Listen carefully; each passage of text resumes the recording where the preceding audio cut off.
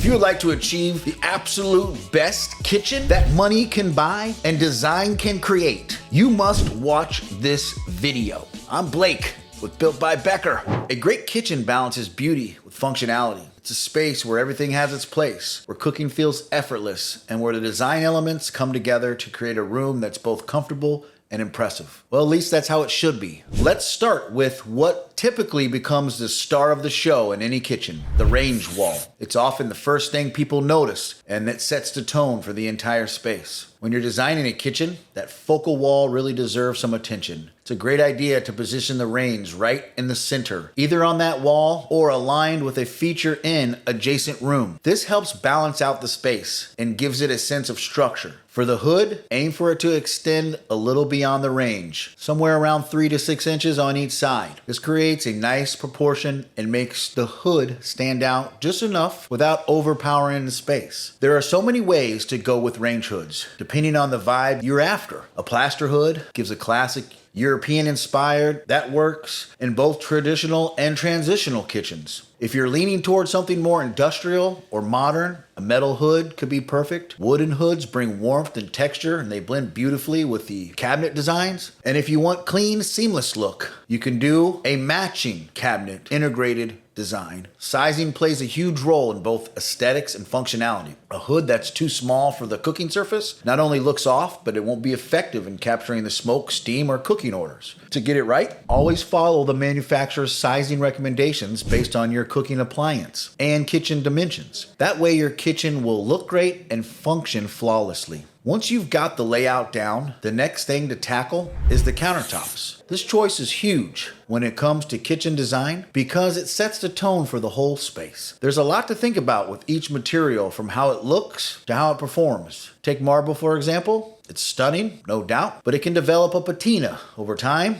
and it is prone to etching, especially if you're working with a lot of acidic foods. Some people love the idea of stone, evolving and adding character, while others might find it a bit frustrating. If you want something that gives you the same elegance, but more durability, quartzite might be your best bet. If it has that marble look, but holds up a little better against wear and tear. Granite, on the other hand, is incredibly durable and offers tons of varieties and patterns. While some styles stay timeless, others can start feeling dated after a while. Quartz, being an engineered stone, is a bit more consistent and durable, though it lacks the natural stone's unique character. And if you're going for warmth and a bit of old school charm, butcher block is a solid option, though it does need regular upkeep to keep it looking its best. And if you're after something with a smooth, matte finish, soapstone could be perfect. It's elegant, ages well, and adds a unique texture to the space. Now don't forget about edge profiles. They might seem like a small detail, but they actually have a big impact on how the countertops look. A simple eased edge gives a modern, clean vibe, while something more intricate like an OG or bullnose edge brings in a touch of tradition. It's these little things that really pull the whole aesthetic together. One trick you might want to try, mixing materials. You can use quartz around the perimeter for durability and then showcase a stunning natural stone on the island. This adds a visual punch that helps manage the budget by limiting premium materials to just the areas you really want to highlight. It's a smart way to keep both function and style and balance. And speaking of function, it's about time to address the work triangle. Basically, it's the path between your fridge, sink, and stove. If you get this right, it makes everything so much easier when you're cooking. The ideal is to keep you from having to walk all over the place, making your kitchen more functional. For the best flow, each leg of the triangle should be between 4 and 9 feet. If the distances are too short, your kitchen will feel cramped. If it's too long, you'll be wasting time running around. You want to find that sweet spot where everything feels just right. And if you're figuring out the layout, think about a few things too. It's important to have enough counter space next to your major appliances, especially the stove and fridge. You also want to make sure that the layout follows the natural flow of cooking, from storage to prep cooking. And don't forget about easy access to your trash, plus enough room to set down groceries or cooked food when you need a break.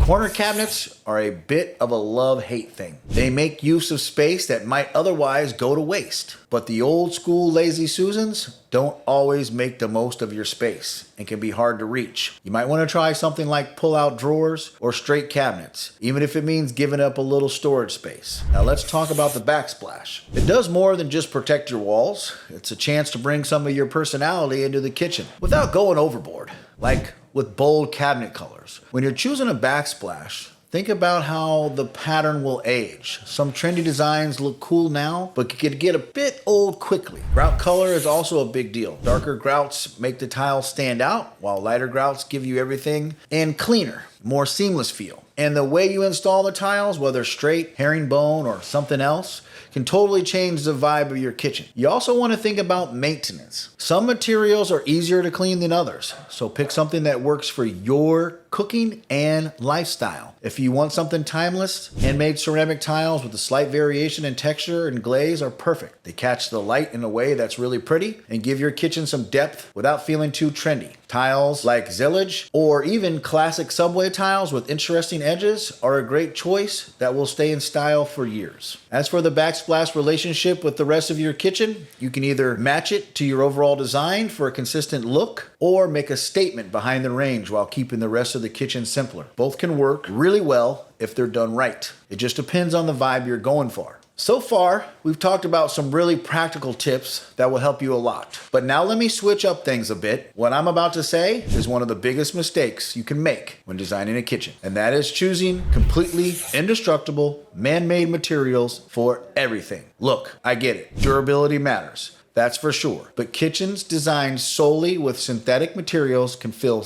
clinical and lack warmth. If you want your kitchen to have some real character, try adding at least a natural material that will develop a beautiful patina over time. You could go for a wood countertop, maybe on the island, or a natural stone backsplash that gives unique veining and texture. Brass and copper hardware is another great option. It adds warmth and gets even better with age. Exposed wood shelving can bring a nice natural touch while also giving some practical display of space. You want to balance these more character-driven elements with materials that can stand up to daily wear and tear, especially in high traffic areas. Quartzite is a great choice here. It has a gorgeous look of natural stone, but is much more durable and resistant to stains than many of the other options. The trick is mixing materials in a way that works for both style and function. For example, you could use quartzite for your main countertops and add butcher block section for prepping. Choose a textured tile for the backsplash and throw in some open wood shelving. This combo gives your kitchen visual interest while making sure everything is practical with its purpose, which is exactly what we want. Now, I know I said that this one was the biggest mistake, but now that I'm thinking about it, the one coming up is the worst of the worst. The biggest mistake people can make in the kitchen design is focusing too much on how things look rather than how they work. Before you start picking out tiles, choosing cabinet colors,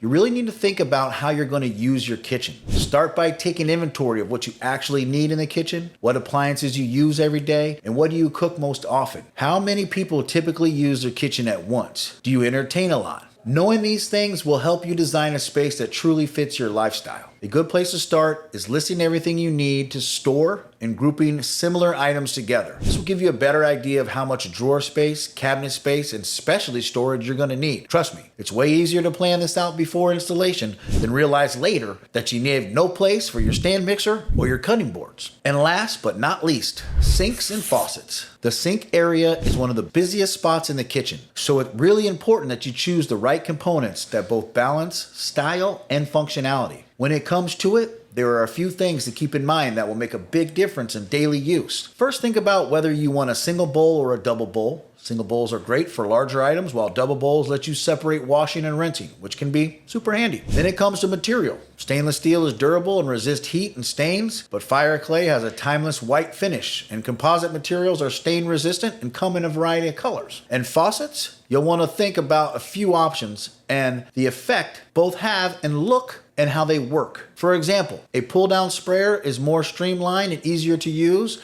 than a side spray, which can help keep your space looking cleaner. Whether you go for a single handle or a bridge-style faucet will depend on the vibe you want. Bridge faucets have more traditional feel, while single handles are simple and easy to use. But please, please, please, please, please remember that the finish should match your cabinet hardware and lighting so that everything flows together. Follow these tips and I promise everyone will want to hang out in your kitchen, snapping photos, and who knows, maybe they'll even offer to cook for you. Tell me in the comments what kitchen designs or disasters you've seen. I'm Blake from Built by Becker, and thanks for watching another great video on home renovations.